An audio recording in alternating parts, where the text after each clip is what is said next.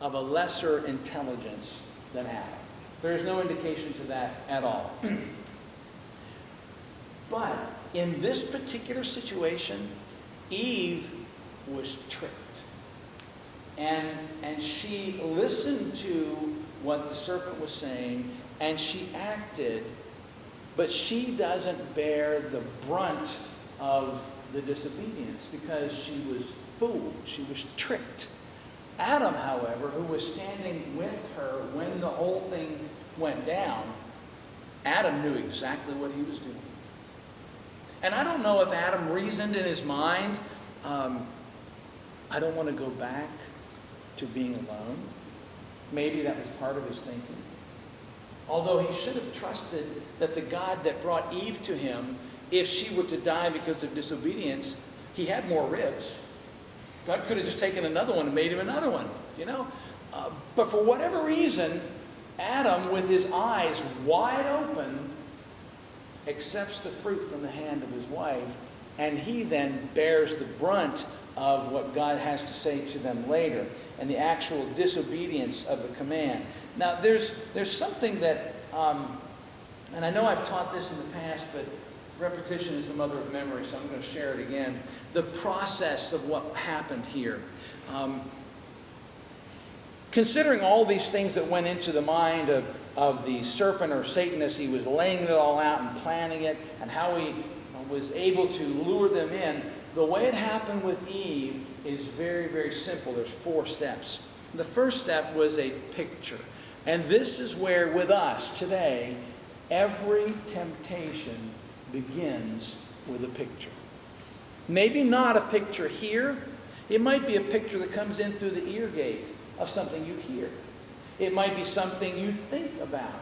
It might be something you actually see. But every temptation begins with a picture. Just like with Eve, when she was looking at the fruit, Eve saw that it was a fruit to be desired for gaining wisdom. And the more she looked at it, the more the desire grew in her. And so what happens is now she's got the picture, it's right in front of her, and she's looking at it, and the more she looks at it, the stronger the desire grows to have what she's not meant to have. So if you can imagine that, you ever see those walls that guys that are training, guys and girls that are training in the military, you know, they're running along this obstacle course, all of a sudden there's this thing, and they've got to jump up and they've got to flip over top of it. I'd never do that. I could never make that. I'd be like those ones that you see, you know, that they kind of jump a little bit and then they hit it and they fall back. But they climb, and it's really taking a lot of effort to get up to the top and go over. But I want you to imagine that as having 2 letters on it. N-O, no. And it applies to anything about which God has said no in our lives. Anything in the Word of God, He says, no, don't do it. And so, as long as I'm down here and I walk up to it and I see that the top is way up there, it's easy for me to say, okay, that's a no. I'm not going to get over that thing. That's a big prohibition is what I call it. But the problem is that in our lives, as with Eve, if we keep the picture in our minds long enough, something grows within us that I call passion. It's a passion to possess what God has prohibited. And so this wall that was 20 feet above me here, it's almost like as I'm looking at what I shouldn't have, passion begins to grow. And it's almost like it's an elevator. And the more I'm looking at what I'm not supposed to have, the higher that elevator rises. Until finally, I'm level with the top of God's prohibition. And even possibly my passion has risen higher than that prohibition. Are you getting the picture here?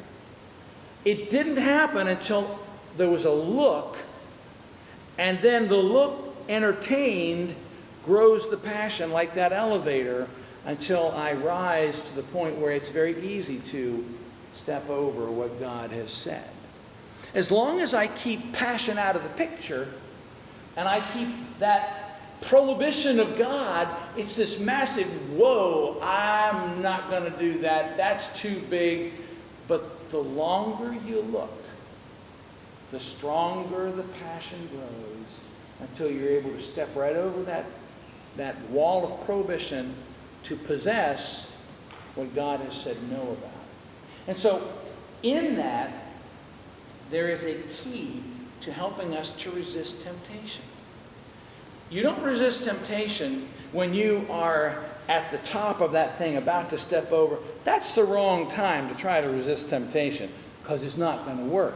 Because human passion, as much as we don't want to admit it, we are driven quite often by our feelings. And, well, when it comes to people in America, if you want it badly enough, what do? You get it. How many of you don't have to raise your hand, you can raise it in your mind, but how many of you, when you come down to Christmas time, and your family or your loved one says to you, what can I get you for Christmas? How many of you have said things like, if I need something, I want something, I get it. I really don't need anything. Don't raise your hand. I'm guilty, okay? That's the way we are. If we want it enough, we get it. If we want it enough, we figure out a way to get it. And that's illustrating what I'm talking about here. Eve looked, and the longer she looked, the stronger that passion grew until she had to have it. I appreciate capitalism. I believe in capitalism. But when I was working on my PhD, and I was working on my dissertation, I was studying a little bit about the effects of capitalism on Christianity. And do you know what capitalism has to have in order to keep growing? Desire. And it has to create desire, and it has to create a sense of need in consumers. Because, let's be honest, how much do we have that we really don't need? All you've got to do is drive around on a Saturday and see all the yard sales where people have very expensive stuff they're selling for very inexpensive, and you're like, I just want to get rid of it. I bought it. What'd you buy it for? Because I needed it. I had to have it. And then you get it, and it's like you realize you didn't really need it. Capitalism does that to us. And the whole advertising structure is set up so that we are pushed to the point of desire. That's why we have commercials on TV. Because you see it. And the more you see it, the more you want it. And so they know that. And so they play their commercials over and over and over again until you just realize, I have to have it. It's the same concept. It's the picture. So there was this guy years and years ago. He was a man of God, and he used to go and walk through the bazaar, which back then would have been the equivalent of our Walmart. Okay, it was like this open street market, but he advocated living a life of poverty, and so he'd go and he'd walk through the bazaar, and some of his followers said to him, "Why do you do that?" He said, "I do that so that I can rejoice in all that I do not need." Seriously, it's like, wow, that's a real detached kind of a guy, okay? So the bottom line is this. If you want to be successful in resisting temptation, kill it at the picture. Don't look. Don't look. If you know that to have that is wrong, I would love to have a new car. I'd love to. Our cars are wonderful. We just had to put a $290 radiator in our convertible. $282.50. Yeah, okay. Thank you, dear. She's my bookkeeper, so. But I like my cars. They're fine, but I've had them for, we had them 8 years, 9 years now? 9. We've had them both for 9 years. I'd love to have another car, but I'm not going to go looking. You know why? Because the more I look, the more I'm going to want, and the more I want, then we're going to be talking about how can we make this work? And well, it's only going to be $450 a month. Well, maybe $250 a month. I don't know, you know. And I don't need it. They run just fine, you know. So cut it off at the picture. If you're dealing with something where you're falling into sin regularly, that has become then a habit. And so that's another whole story. I have to share that, how to get out of that with you sometime. But because there is a way. But the key is stop looking. Don't look. Don't look. And the sooner you can stop to look, the more you can control that elevator and keep it from going up. So don't look. If it means you got to stop watching television so you don't see the commercials or see the things there, then do what you have to. Now, Jesus was pretty radical when it comes to obedience. He said, if your right hand offends you, cut it off, throw it from you. It's better for you to enter into life without one hand than to go into hell having two hands. That's pretty radical obedience, if you ask me. Cut it off at the picture. Adam lost an awful lot when he and Eve sinned. I think that the glory that had shielded them and had been their covering, I think it was gone.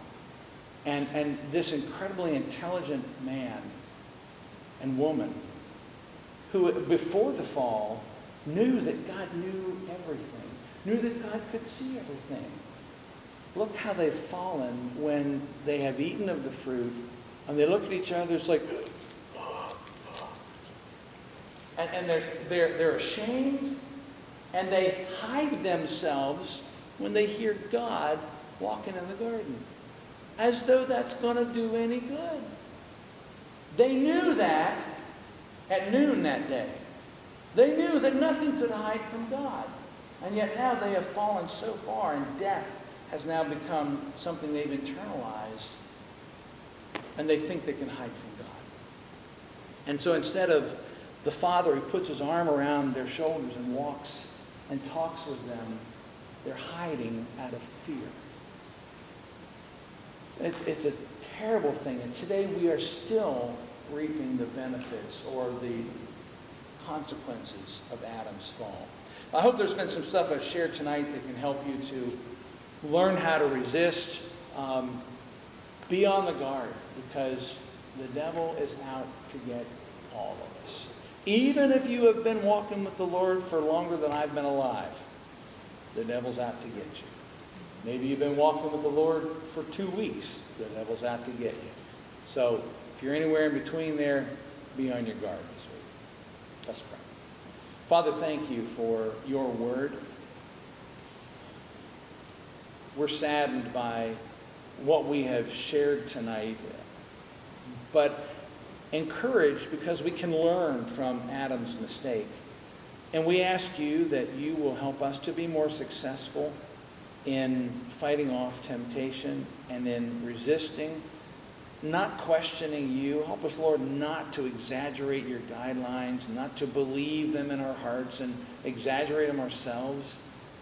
Lord, help us not to question your word, but to accept it and live by it. And we just pray that as we go into this week, that your hand will rest upon us and that we might in some way be a light and a witness to those around us.